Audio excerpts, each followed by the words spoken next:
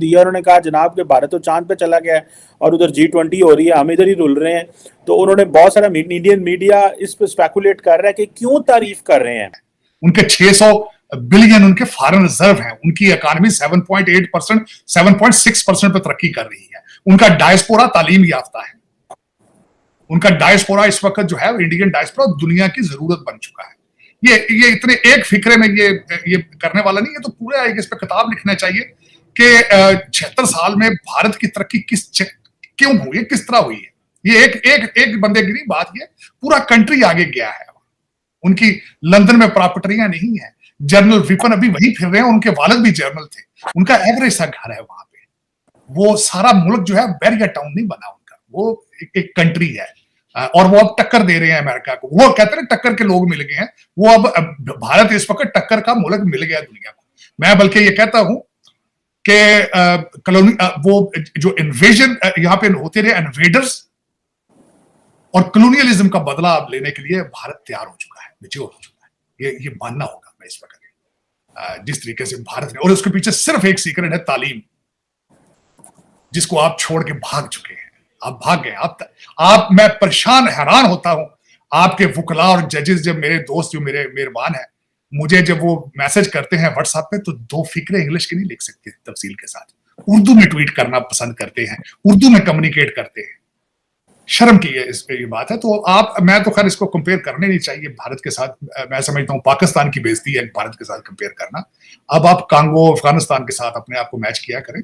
उनके साथ बात करना जो है सख्त ज्यादती है आपके साथ। अब मैं वो कहना चाहूंगा कि मियां साहब, आपने पाकिस्तान के लिए क्या किया? मेरा क्वेश्चन है 76 साल का। मैं कल परसों किसी के पास बैठा तो मैंने बात की कि ये आज नहीं पकड़ तकड़ हो रही चीमा साहब।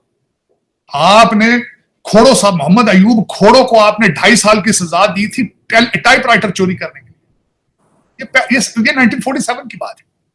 मेरे एक अजीम फील्ड मार्शल आए थे उसके बाद, और उसके बाद फिर हम देखते ही रह गए। अयूब खान अजीम फील्ड मार्शल आए। उसके बाद जनरल नियाजी साहब आए जो कहते थे कि मैं तारक बिन ज़ियाद का टाइप का जर्नैल हूं, मैं कलकत्ते पहुंच के दम लूंगा, आखिरी गोली आखिरी सिपाही। ये उनके डायलॉग। फिर जब वो फोर्ट विलियम में गए कलकत्ता, तो किसी ने कहा पहुंच गए हो कलकत्ते, आने का बड़ा शौक सी। तो ये फिर चीमा साहब, मैं बार बार ये कहता हूं सुनने वालों को, ये मैं समझता हूं मेरे अपने लिए एक शर्मिंदगी है। लाहौर से 100 किलोमीटर 150 किलोमीटर के फासले पे दिल्ली के अंदर दुनिया और है, दिल्ली के अंदर लोग और हैं, उनके मकासद कुछ और है, और हम हैं यहाँ पे। हर बच्चा पैदा होता है पाकिस्तान में, लेकिन वो पाकिस्तानी नहीं होता। पैदा होते ही लंदन के ख्वाब, पैदा होते ही मुल्क से नफरत, मुल्क से भागना। आप देख लें इस वक्त आपके जो हालात हैं इस वक्त। मैं शर्मिंदगी के साथ ये कहूंगा कि आपका हर मुल्क के फैसले करने वाला पाकिस्तानी नहीं है, डुअल सिटीजन। और बदतमीजी के तूफान है चीमा साहब पाकिस्तान के अंदर। आप कह रहे हैं इलेक्शन होने वाले, कौन से इलेक्शन होने वाले? कैबिनेट भी बन चुकी है आपकी, आप कह रहे हैं कि आपके फैसले, आपका इलेक्शन होने वाला। सीट एडजस्टमेंट क्या इसका मकसद है? किस तरीके से आपके लोगों को कागजात नामजदगी नहीं जमा करने दिए गए? ये आप इलेक्शन इसको कहेंगे आप? मैं तो इसको इलेक्शन नहीं कहूंगा। इलेक्शन तो हो चुके हैं। हर बच्चे को रिजल्ट पता है कि पाकिस्तान का रिजल्ट क्या है, अगला प्राइम मिनिस्टर कौन है, अदालतें किस तरह लेट गई, सारी अदालतें किस तरीके से रिलीफ दे रही है। इनको आप अदालतें कहेंगे? आप इनको अदालतें कहना, अदालतों की तौहीन है। ये कौन सी अदालतें? लेकिन चीमा साहब, मैं अफसोस है, मैं ये कहता हूं कि दुनिया में डेमोक्रेसी कहीं भी ऑलमोस्ट ठीक नहीं है, लेकिन आप तो डेमोक्रेसी का ड्रामा करने में भी नाकाम है। भाई ड्रामा कर लेते कोई अच्छा सा यार, कुछ भरम रख लेते। आपका क्या ख्याल है, यहाँ जो एम्बेसडर है पाकिस्तान में बैठे हैं, ये नाक में रोटियां डाल रहे हैं, ये रिपोर्टें नहीं लिख रहे पाकिस्तान में क्या हो रहा है। और आपकी ट्रांसलेट होती है, आपकी इंग्लिश अखबारें और चैनल तो आपने बंद कर दिए, लेकिन वो ट्रांसलेट कराते हैं, रिपोर्टिंग कराते हैं, वो फिर साइफर भेजते हैं पीछे कि ये देखो क्या कर रहे हैं, जमहूरियत के साथ क्या कर रहे हैं, ये हाइब्रिड सिस्टम के साथ क्या कर रहे हैं। कल किसी ने यहां सवाल उठाया यहाँ वॉशिंगटन डीसी में कि why the civilian government in America meeting a military general in uniform. American ने सवाल उठाया, उन्होंने किसी ने क्या उठाया, और उन्होंने जवाब दिया। उन्होंने कहा फिर क्या करें, 5 दफा अमेरिकन सदर गया है पाकिस्तान, 5वां दफा मिलिट्री डिक्टेटर था वहां रिसीव करने के। उन्हें भी पता है सियासतदान कमजोर है तार साहब हमारे, इनके अंदर कुछ है ही नहीं।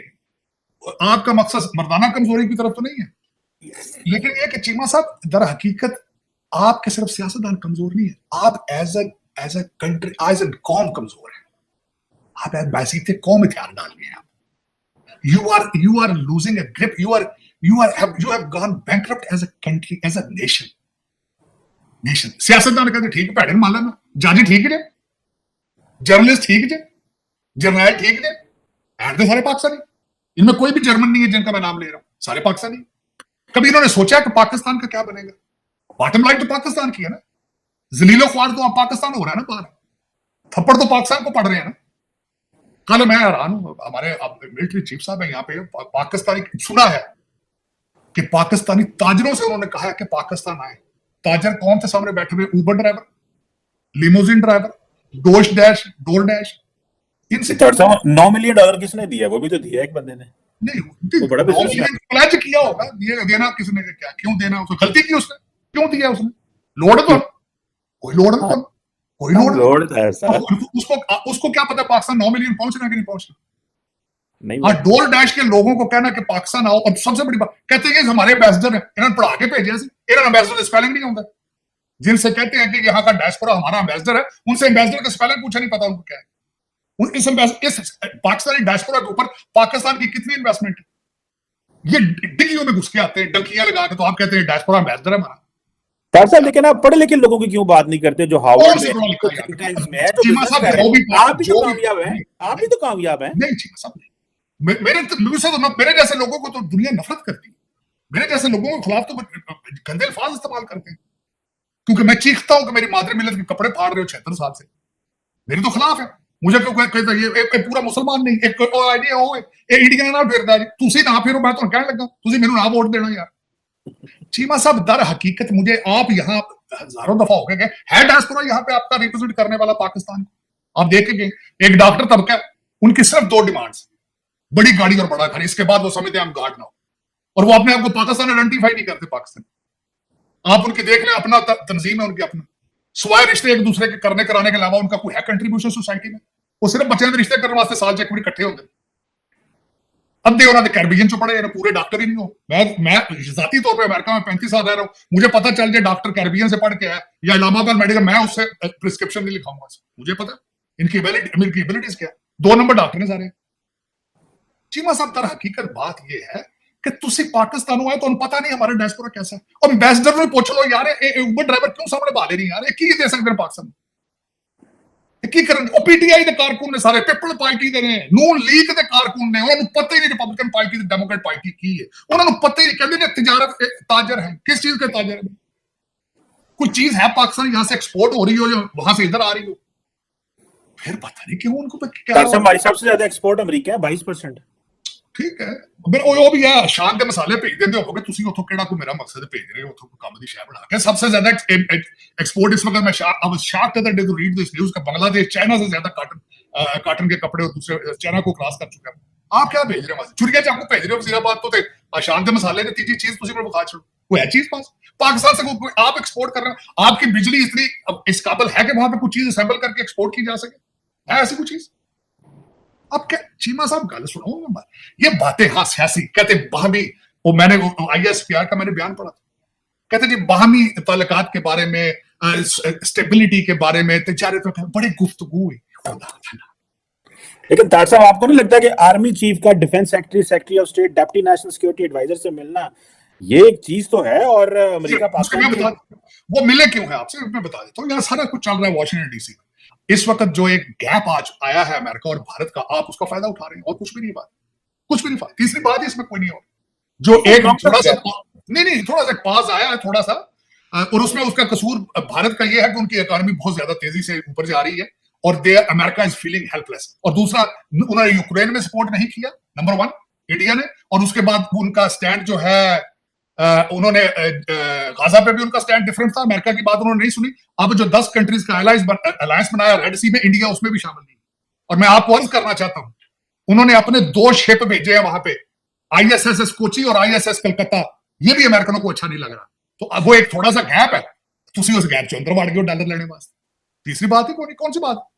तो आप समझ, दर हकीकत यही प्रॉब्लम है पाकिस्तान को, आप समझते हैं कि सारी दुनिया पागल है, सिर्फ हम ही सियाने हैं, जाओ लुट लो इनसे, कर्जा लेके भाग जाओ यार, आओ यार चलिए पाए ना, और पाए लाहौर चलिए, पाए 80 चलिए, फिर ना DC ਦੇ ਵਿੱਚ 80 राती $3 बिलियन ਲੈਣਾ ਤੇ ਲੈ ਕੇ ਦੁਬਈ ਨਾ ਜਾਣਾ, ठीक है?